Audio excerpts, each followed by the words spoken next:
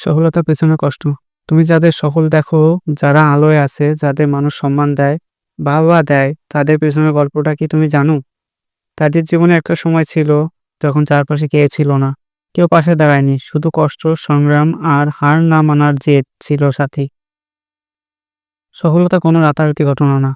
এই সফল শব্দটির পেছনে লুকিয়ে থাকে হাজারো রাতের না ঘুমানো পরিশ্রম। কেউ জানে না একজন বিজয়ী কতবার হেরেছে, কতবার উৎসাহ সহ্য করেছে, কতবার কান্না চেপে আবার উঠে দাঁড়িয়েছে।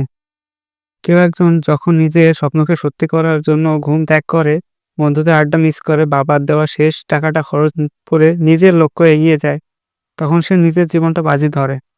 যখন কেউ বলে তোর দ্বারা হবে না, সেই কথাটি তার ভুল বানিয়ে সে এগিয়ে যায়।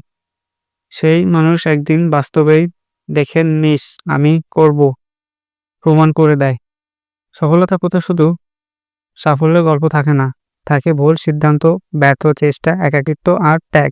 কেউ পরিবারের সাথে থেকেও দূরে থাকে, আবার কেউ ভালোবাসা হারায়, কেউ সামাজিকতার সব দরজা বন্ধ করে ফেলে শুধু একটা লক্ষ্য পূরণের জন্য।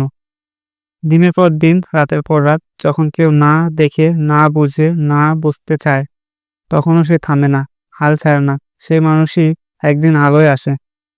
তাই যখন তুমি কারো সাফল্য দেখো, তাদের প্রাইভেট জার্নিটা বুঝতে শেখো। সকল মানুষরা কষ্টের ভয় পায় না, বরং কষ্টকে বন্ধু বানিয়ে এগিয়ে যায়।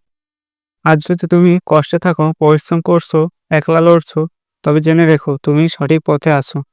এই পথই একদিন তোমাকে আলোয় নিয়ে যাবে। মনে রেখো, কষ্টই পথ দেখায়, আর কষ্ট সহ্য করতে করেই মানুষ সফল হয়।